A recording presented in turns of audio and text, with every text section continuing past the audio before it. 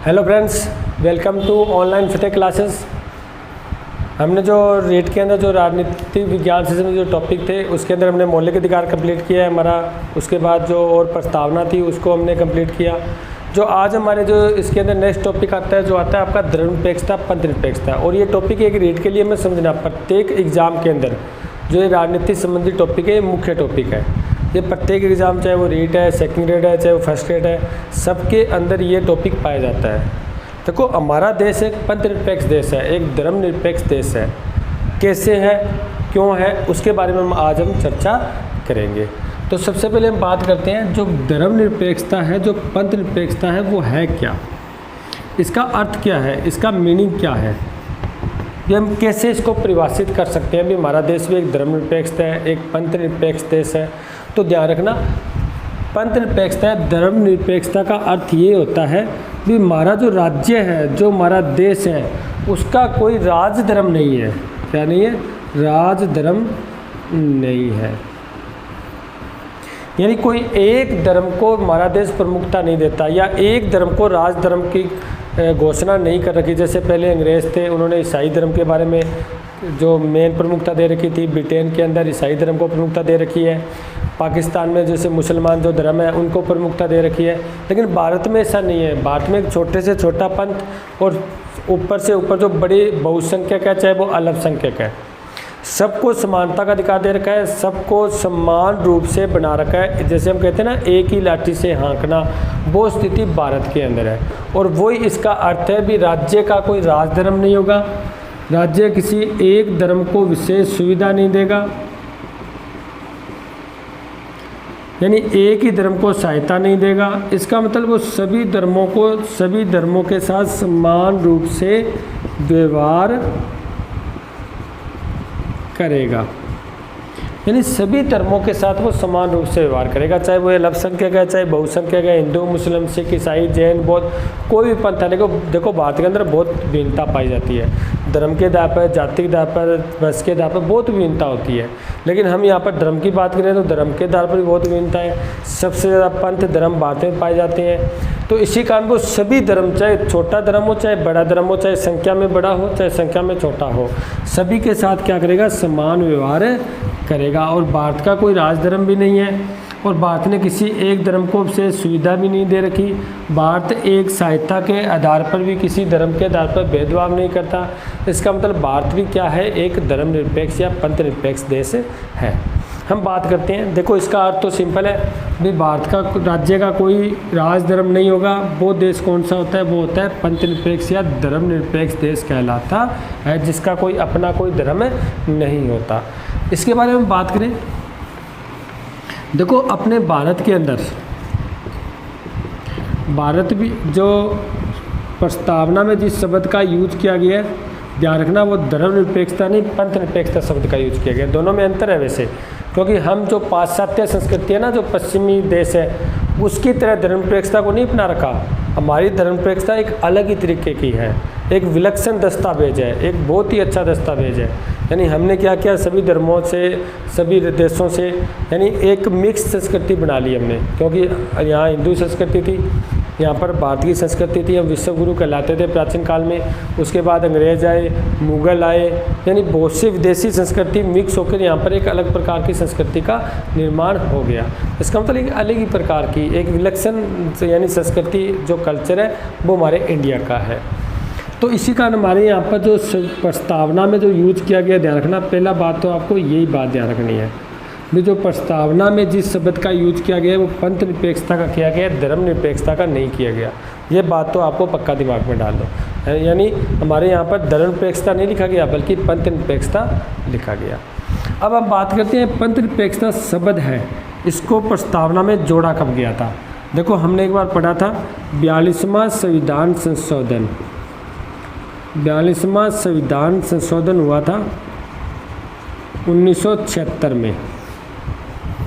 42वां संविधान संशोधन हुआ था 1976 में। इसके द्वारा हमारे संविधान में जो प्रस्तावना है उसमें 3 शब्द जोड़े गए थे। हमने पढ़ा था पंथनिरपेक्षता, ये शब्द जोड़ा था। एक जोड़ा गया था जो समाजवादी, और एक शब्द जोड़ा गया था अखंडता।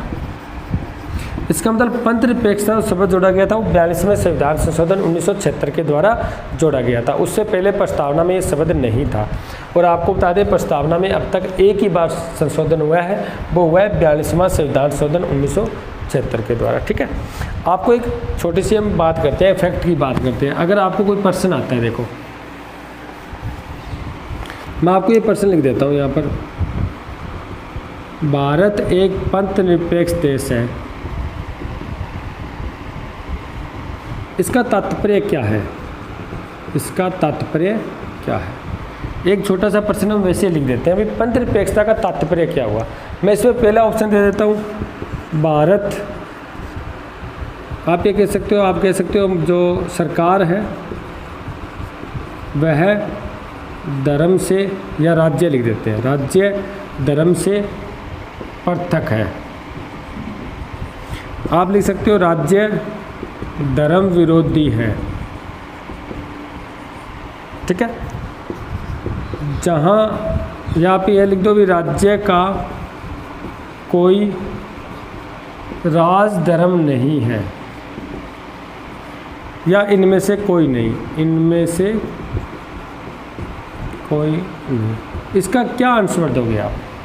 देखो ध्यान रखना, राज्य धर्म पृथक है नहीं है, पृथक है, अपना नियम अलग अलग है, लेकिन जैसे पश्चिमी देशों की तरह वैसे पृथक नहीं, अलग नहीं है बिल्कुल ही मैटर।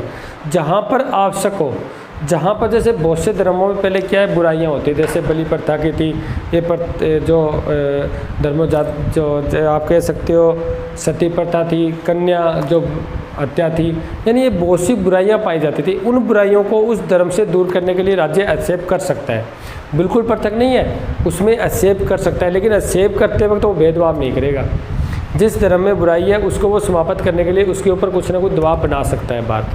तो उसके बाद राज्य धर्म विरोधी है, कभी नहीं हो सकता। हाँ, राज्य का कोई राज धर्म नहीं है, ये ध्यान रखना। इसका मतलब मैं आपको क्यों बता रहा हूँ ये प्रश्न, क्योंकि आपको ये ध्यान रखना है पंथ निरपेक्षता का या धर्म निरपेक्षता का अर्थ ये नहीं है कि राज्य धर्म विरोधी है या राज्य और धर्म बिल्कुल ही पृथक है।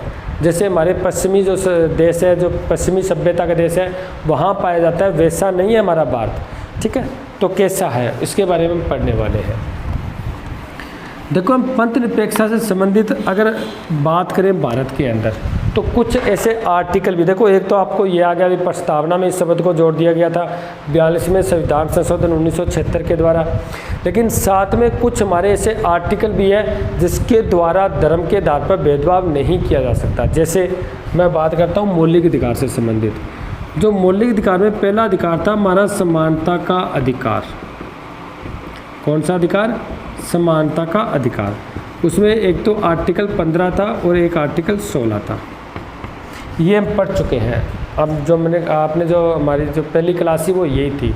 आर्टिकल जो 15 था वो ये कहता है कि किसी धर्म, जाति, वंश या किसी के आधार पर समाज में भेदभाव नहीं किया जाएगा। इसका मतलब इसमें भी लिखा ना भी धर्म के आधार पर भेदभाव नहीं किया जाएगा, पर भेदभाव नहीं किया जाएगा। बात समझिए, इसका मतलब धर्म के आधार पर भेदभाव नहीं हुआ, कुछ भी किसी भी प्रकार का भेदभाव नहीं किया जाएगा। ठीक है, 16 की बात करें, 16 में क्या था?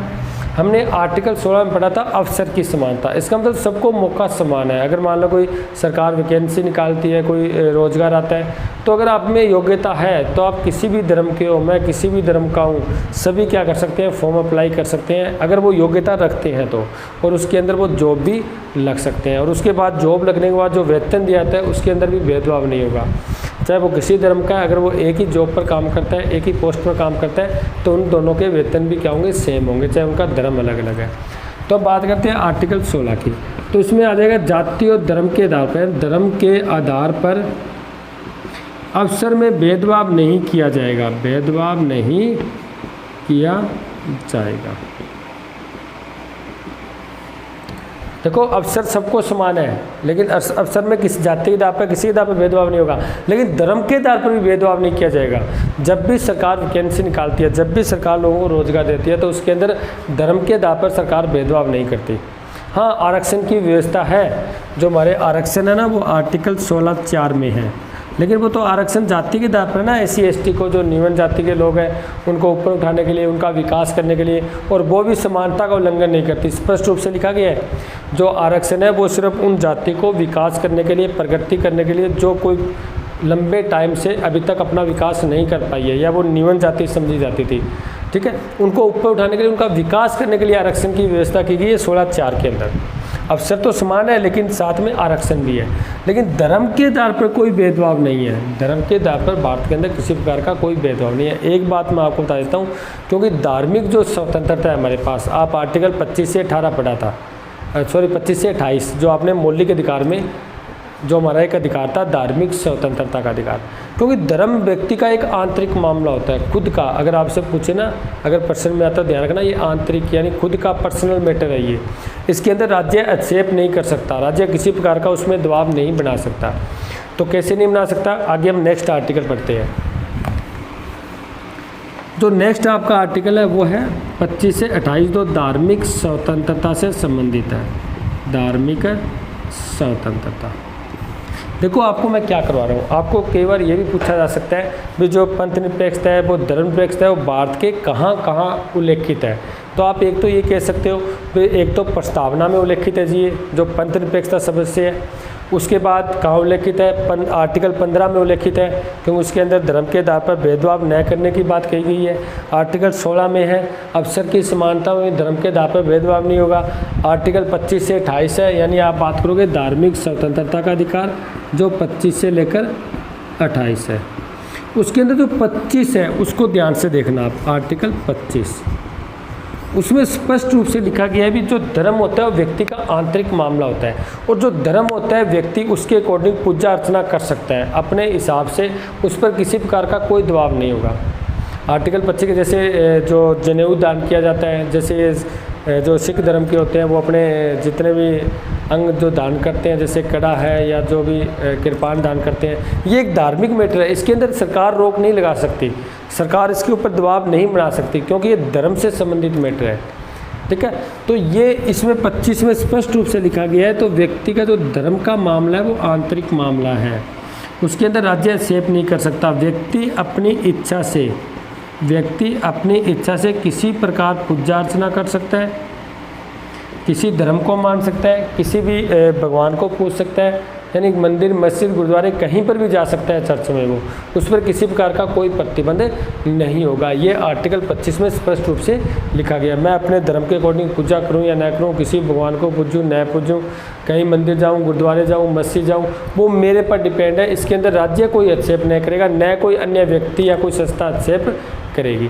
क्योंकि क्या था, इससे पहले जो प्राचीन काल में आप देखते होंगे जो मतलब निम्न जाति थी, नीची जाति थी, उनको मंदिर पार्क में जाने की मनाही थी, यानी वो मंदिर में प्रवेश नहीं कर सकते थे, यानी ये भेदभाव होता था समाज के अंदर। इसी भेदभाव को समाप्त करने के लिए हमारे यहाँ पर पंथ निरपेक्षता, धर्म निरपेक्षता शब्द का यूज किया गया था। और वर्तमान में सभी देश, लगभग सभी देश क्या है, धर्म निरपेक्ष है। लेकिन कुछ देशों को छोड़, जैसे मैंने आपको बताया था, पाकिस्तान में इस्लाम धर्म को अधिक मनाया जा रहा है, ब्रिटेन में ईसाई धर्म को ज़्यादा प्रफुल्लित किया जा रहा है, यानी सरकार के द्वारा जो सुविधा दी जा रही है वो ज़्यादा उन्हीं धर्मों को दी जा रही है। लेकिन भारत में ऐसा नहीं है। भारत में सभी धर्मों को अगर सहायता दी जाएगी तो सभी धर्मों को दी जाएगी, अगर कोई किसी प्रकार का एक्शन लिया जाएगा तो सभी धर्मों के समान रूप से बराबर एक्शन लिया जाएगा। उसके बाद आगे हम नेक्स्ट आर्टिकल की बात करते हैं।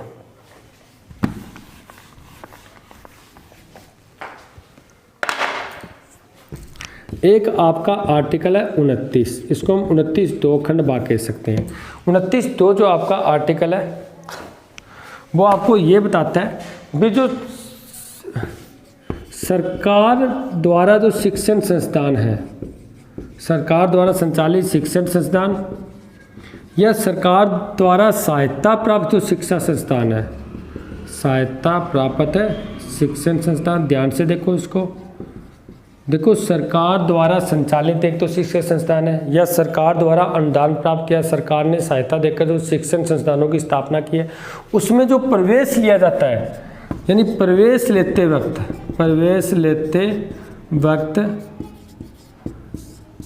धर्म के आधार पर भेदभाव नहीं किया जाएगा, धर्म के आधार पर भेदभाव नहीं किया जाएगा। ये बात आर्टिकल 29(2) में स्पष्ट रूप से लिखी गई है। भाई धर्म के आधार पर भेदभाव नहीं किया जाएगा प्रवेश के लिए। ऐसा नहीं भी ये हिंदू धर्म का है, ये मुसलमान ईसाई है, सिख है, ये जैन बौद्ध और पंथ का है तो उसको इस शिक्षण संस्थान में प्रवेश नहीं दिया जाएगा, तो ऐसा कोई मैटर नहीं है। 29(2) में स्पष्ट रूप से लिखा गया है भी जो सरकारी शिक्षण संस्थान है, सरकार द्वारा सहायता प्राप्त शिक्षण संस्थान है, उसके अंदर किसी भी प्रकार का उस बच्चे के साथ प्रवेश के लिए भेदभाव नहीं किया जाएगा धर्म के आधार पर। ठीक है, ये 29(2) में लिखा गया है। उसके बाद हम नेक्स्ट बात करें आगे।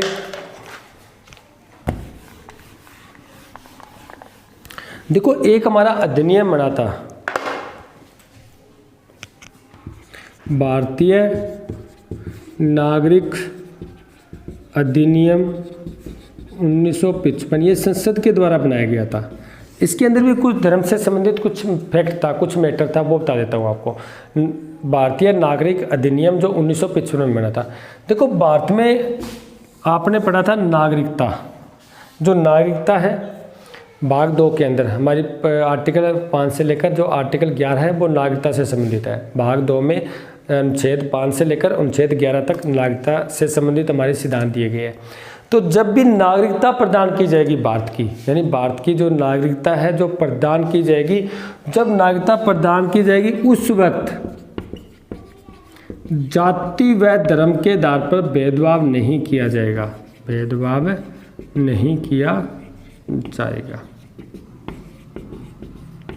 ये बात स्पष्ट रूप से हमारे जो हमारा भारतीय नागरिक अधिनियम बना था 1955 के अंदर कही गई है। भी जब भी नागरिकता दी जाएगी, नागरिकता के सिद्धांत लागू किए जाएंगे भी कौन कौन नागरिक बन सकता है।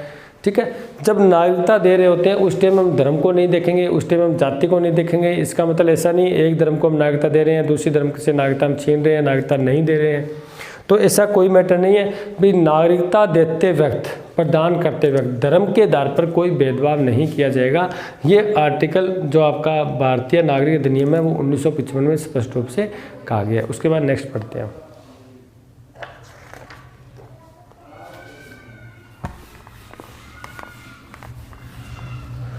उसके बाद आपका एक आर्टिकल 30 है, अनुच्छेद 30।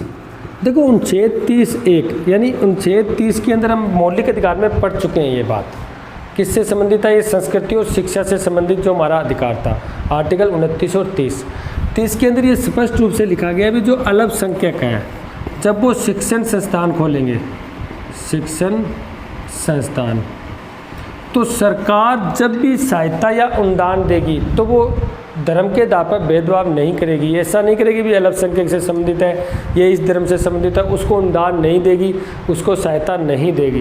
यानी जब भी सरकार अनुदान देगी, सहायता देगी, वो समान रूप से सबको प्रदान करेगी। ये बात आर्टिकल 30 में स्पष्ट रूप से लिखी गई है। उसके बाद आगे बढ़ते हैं हम नेक्स्ट। यानी उनको अल्पसंख्यकों को अपने शिक्षण संस्थान का प्रशासन चलाने का, प्रबंध करने का अधिकार दिया गया है और सरकार सहायता देगी। उसके अंदर भी सरकार किसी प्रकार का कोई भेदभाव नहीं करेगी। देखो हमने क्या पढ़ा? हमने पढ़ा भी धर्मनिरपेक्षता वो होती है जिसके अंदर राज्य का कोई राज धर्म नहीं होता। इसका मतलब जो धर्म होता है वो व्यक्ति का आंतरिक पर्सनल मैटर होता है, आंतरिक मामला होता है। देखो भारत ने ऐसा क्यों किया, सबसे पहले ये पढ़ते हैं हम। भारत ने पंथ निरपेक्षता, धर्मनिरपेक्षता को क्यों अपनाया? इतने आर्टिकल आपने पढ़े हैं, 15 पढ़ा है, 16 पढ़ा है, 25 से 28 दे रखा है, धार्मिक स्वतंत्रता का दे रखा है, आपने 30 पढ़ा, उसके बाद आपने 29(2) पढ़ा और इसके साथ आपने ये भी पढ़ा जो भारत नागरिकता अधिनियम 1955 आपने पढ़ा। ऐसा सरकार क्यों कर रही है? उसके बाद 42वां संविधान संशोधन किया 1976 में और पंथ निरपेक्षता शब्द को प्रस्तावना में रख दिया। क्यों रखा गया? इसका कारण था क्योंकि जो प्राचीन काल में जो अंग्रेज़ों की नीति थी, ठीक है, उसके कारण धर्म के ऊपर बहुत ज़्यादा भेदभाव हो रहा था। यानी मुसलमानों को ज़्यादा दिया जा रहा था, हिंदुओं के साथ भेदभाव किया जा रहा था। ऐसी स्थिति में हमने 1947 में इसका प्रकोप देख चुके हैं। हमारे देश का पूरा 2 टुकड़ों में खंडन हो चुका था। अगर अंग्रेज ये सांप्रदायिक नीति नहीं अपनाते, आपको पता है ना, ये 1909 का जो हमारे बना था मार्लेमेंटो सुधार अधिनियम, मार्लेमेंटो सुधार अधिनियम था 1909 का। इसके तहत भारत में क्या अपनाई गई थी?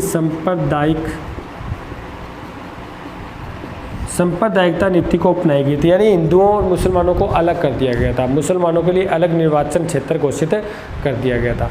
और यहीं से कहते हैं हमारे जो भारत विभाजन की नींव पड़ी थी, भारत विभाजन की नींव पड़ी थी। उस टाइम मार्ले कौन था? मार्ले था सचिव, भारत सचिव। मिंटो कौन था? मिंटो था हमारा यहाँ पर जो गवर्नर जनरल और वायसराय था, वो मिंटो था। ठीक है, इन दोनों का जो 1909 में आया था, उसके आधार पर इसको मार्ले मिंटो सुधार अधिनियम बोलते हैं।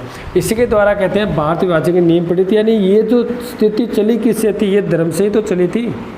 सांप्रदायिकता फैल चुकी थी, यानी हिंदू और मुसलमानों को अलग कर दिया गया था।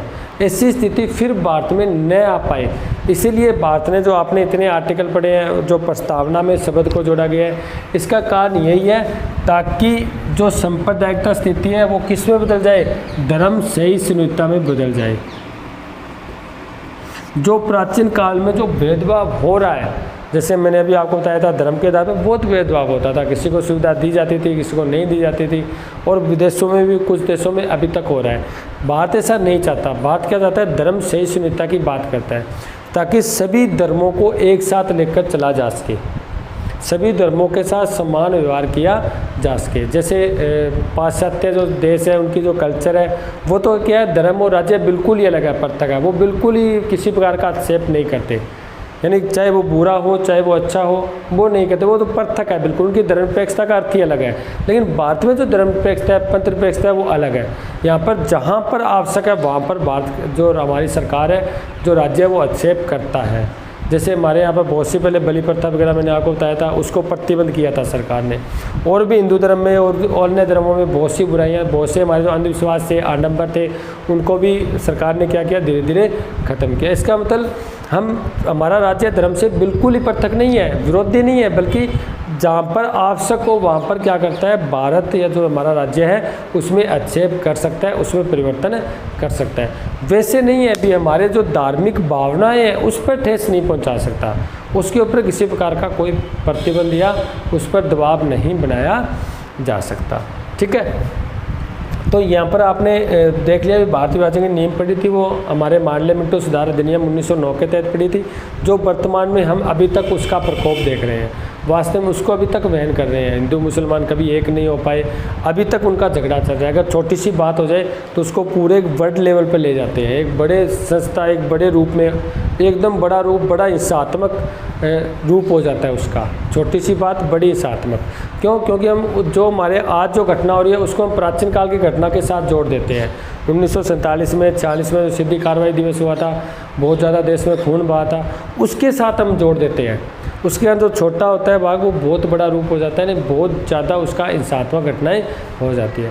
तो उससे बचने के लिए भारत ने क्या है, धर्मनिरपेक्षता, पंथनिरपेक्षता अपनाना एक उचित समझा। ठीक है अभी फ्रेंड्स, ये आपकी जो पंथनिरपेक्षता वीडियो है उसके अंदर कुछ और मैटर तो आपको और करवाएंगे, पर्सन भी करवाएंगे। यहाँ तक आपका कंप्लीट होता है। मिलते हैं नेक्स्ट क्लास में, नेक्स्ट वीडियो में। Thank you.